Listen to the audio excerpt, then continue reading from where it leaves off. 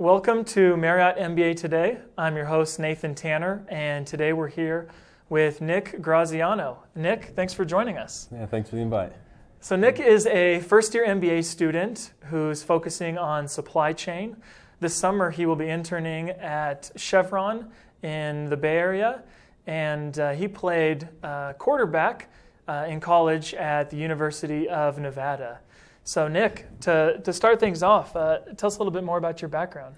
Sure. I grew up in the Bay Area, and my mom played tennis here at BYU, so athletics was in our blood from the start. My dad was generally our coach, whether it was baseball, basketball, or football.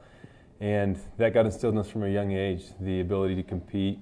Had a couple older siblings, so I was always trying to run after them and get what they had. So that was my background, a lot of athletics, and trying to excel at whatever I was going after. Sure. So you were a high school star in both football and baseball.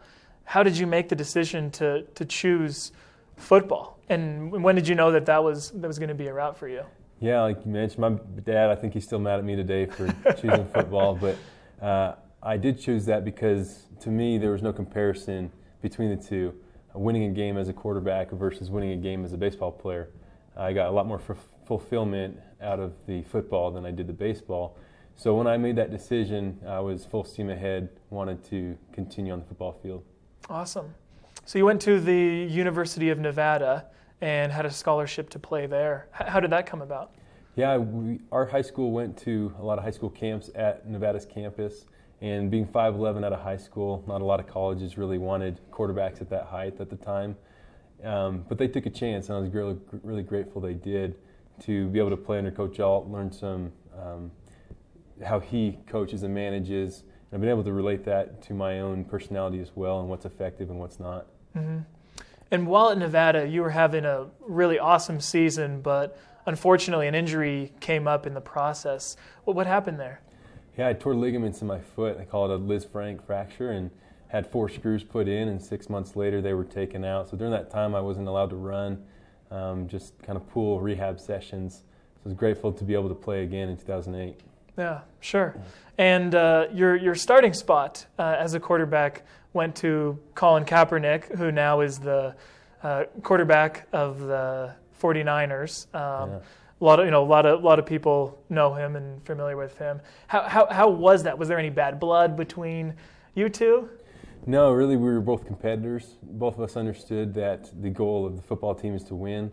And as that pistol offense, as it came to be called, progressed, it really was geared more towards a running quarterback. And as we all know, he's very, very good at that. So sitting on the bench in 2008, I wanted to play, but it wasn't anything I held against him. He was just out there trying to win like I would have done myself. Sure. Was it you that taught him that bicep kiss move? Except for he couldn't do it as good as I could at the time. Now he might be bigger.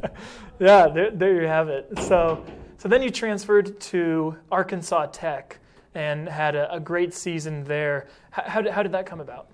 So actually sitting in my house with my roommates, and one of them shouted out to me, "Hey, Graz, why don't you go be a Wonder Boy?" That's their mascot, actually. Interesting. So went out there, had a good team, had some good receivers to work with, good coaches.